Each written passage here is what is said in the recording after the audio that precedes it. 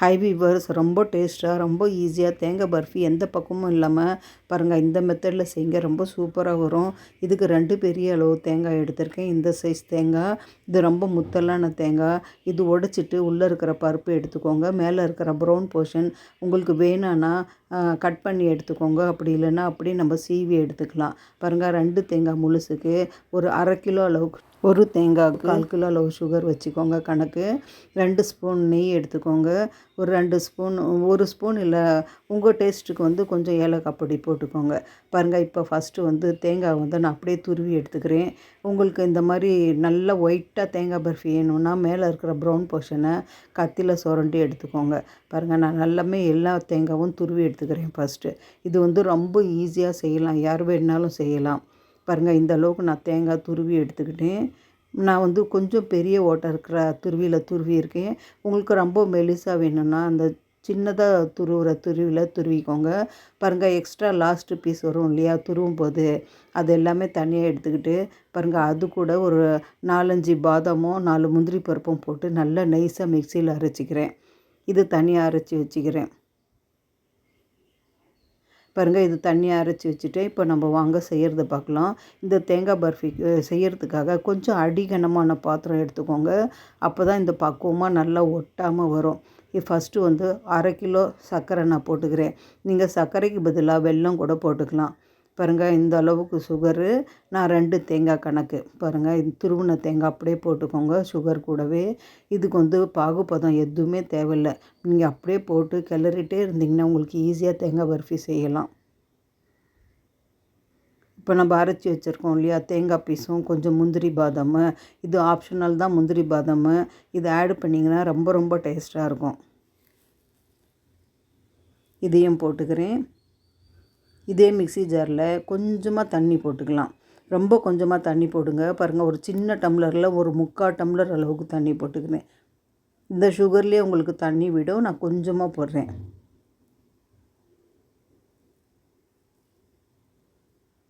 பாருங்கள், இவ்வளோ தான். இன்னும் கொஞ்சமாக ஒரு 3/4 டம்ளர் எடுத்துக்கோங்க. சின்ன டம்ளரில் கரெக்டாக வரும்.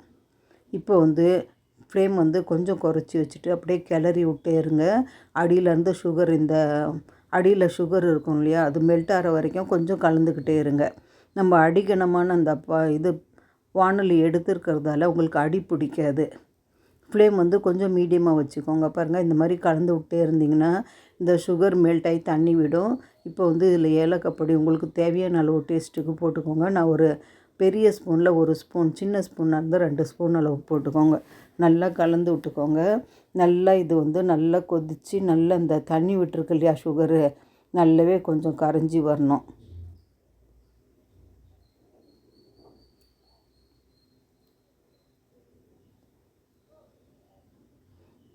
இது செய்கிற வரைக்கும் ஃப்ளேம் கொஞ்சம் மீடியமாகவே வச்சுக்கோங்க. பாருங்கள், இந்த சுகரில் இருக்கிற தண்ணி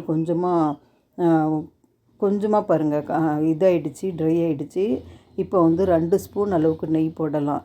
நெய் நீங்கள் தேங்காய் பர்ஃபியில் போட்டு செஞ்சிங்கன்னா ரொம்ப ரொம்ப சூப்பராக டேஸ்ட்டாக இருக்கும்.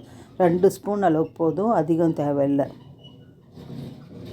நல்லா கலந்து விடுங்க. பாருங்கள், அவ்வளோதான். நல்லா கிளறிட்டே இருந்திங்கன்னா உங்களுக்கு ஈஸியாக தேங்காய் பர்ஃபி பதம் வந்துடும்.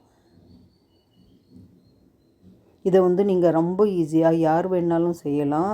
கடைசியாக நான் செஞ்சு காமிக்கிறேன் பாருங்கள். அதே மாதிரி ஒட்டாமல் வரும்போது இறக்க வேண்டியது தான். பாருங்கள், இந்த மாதிரி கலந்து விட்டே இருங்க. அப்பப்போ ஃப்ளேம் நான் மீடியமாக தான் வச்சுருக்கேன்.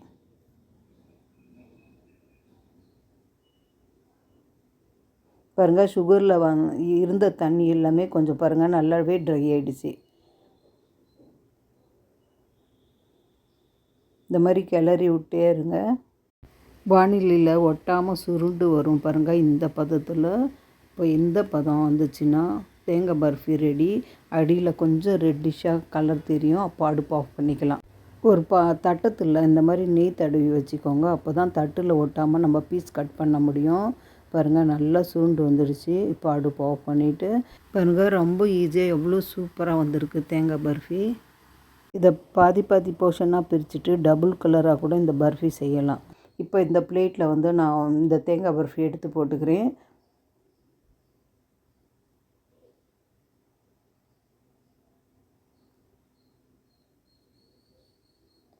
பாருங்கள், நான் எல்லா தேங்காய் பர்ஃபியும் பிளேட்டில் போட்டேன். இப்போ வந்து கொஞ்சமாக ஸ்பூனில் வந்து இந்த கரண்டியில் ஒட்டி இருக்கிறதெல்லாம் எடுத்து விட்டு பாருங்கள், அப்படியே ஈவனாக ஃப்ளாட்டாக பண்ணிக்கோங்க.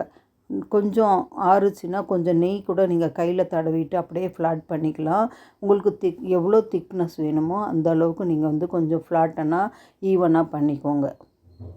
இது சூடாக இருக்கும்போதே பண்ணணும், ஆறும்போது பண்ண முடியாது. பாருங்கள், கையிலேயே கொஞ்சம் நெய் தடவிட்டு நான் வந்து ஃப்ளாட் பண்ணிக்கிட்டேன். இப்போ 3/4 பங்கு ஆறட்டும், அதுக்கப்புறம் நம்ம கட் பண்ணிக்கலாம். பாருங்கள், இந்த மாதிரி ஷார்ப்பான எட்ஜ் இருக்கிற கத்தி எடுத்துக்கோங்க. அப்போ தான் உங்களுக்கு கட் பண்ணுறதுக்கு ரொம்ப ஈஸியாக இருக்கும். உங்களுக்கு தேவையான அளவில் தேவையான வடிவத்தில் பீஸ் போட்டுக்கோங்க. இதே பக்குவத்தில் நீங்கள் வந்து சுகருக்கு பதிலாக வெல்லமும் போட்டு செய்யலாம். இதே மாதிரி வரும். பாருங்கள், நான் கட் பண்ணிக்கிறேன். ஒரு 3/4 பங்கு ஆறும்போது கொஞ்சம் சூடாக இருக்கும்போதே நீங்கள் கட் பண்ணிக்கணும். பர்ஃபி ஆறிடுச்சுன்னா உங்களுக்கு கட் பண்ண வராது. பாருங்கள், நான் எல்லாமே கட் பண்ணிவிட்டேன். இப்போ வந்து இதை எடுக்கலாம். இந்த மாதிரி கொஞ்சமாக கத்தியில் ஓரம் எடுத்து விட்டு அப்புறம் வந்து தனித்தனி பீஸாக எடுங்க. உங்களுக்கு ஈஸியாக வரும். பாருங்கள், இன்னும் சூடாக இருக்குது, அதனால தான் இந்த மாதிரி வருது. நான் கத்தியில் கொஞ்சமாக ஆறின வாட்டி நீங்கள் அப்படியே பீஸ் எடுத்துக்கலாம் தனித்தனியாக. சூடாக இருக்கிறதால உங்களுக்கு ஒட்டி வருது.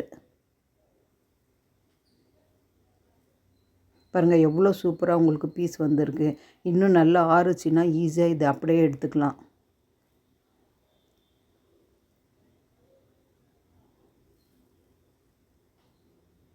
பாருங்கள் வியூவர்ஸ், எப்படி பீஸாக வருது. நீங்கள் டபுள் கலர் கூட பண்ணிக்கலாம் இந்த தேங்காய் பர்ஃபியில். பாருங்கள், நான் பிரித்து காமிக்கிறேன். ரொம்ப டேஸ்ட்டாக இருக்கும் இந்த ஸ்வீட்டு. நம்ம பாதமும் கொஞ்சமாக முந்திரி போட்டிருக்கோம் இல்லையா, எக்ஸஸாக டேஸ்ட்டாக இருக்கும்.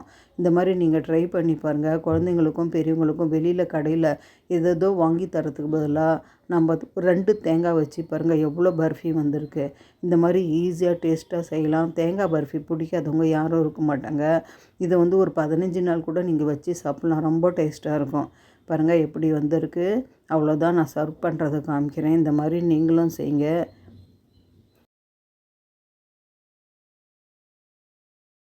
பாருங்கள், நான் பிச்சு கூட காமிக்கிறேன். எவ்வளோ சாஃப்டாக இருக்குது பாருங்கள். உள்ளே ரொம்ப டேஸ்ட்டாக இருக்கும் இந்த தேங்காய் பர்ஃபி.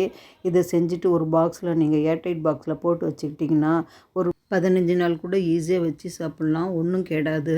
ரொம்ப டேஸ்ட்டாகவும் இருக்கும். இந்த மாதிரி நீங்களும் செய்யுங்க. என் சமையல் உங்களுக்கு பிடிச்சிருந்துன்னா கௌசி குக்கிங் சேனலுக்கு லைக் பண்ணுங்கள், கமெண்ட் பண்ணுங்கள், ஷேர் பண்ணுங்கள், சப்ஸ்கிரைப்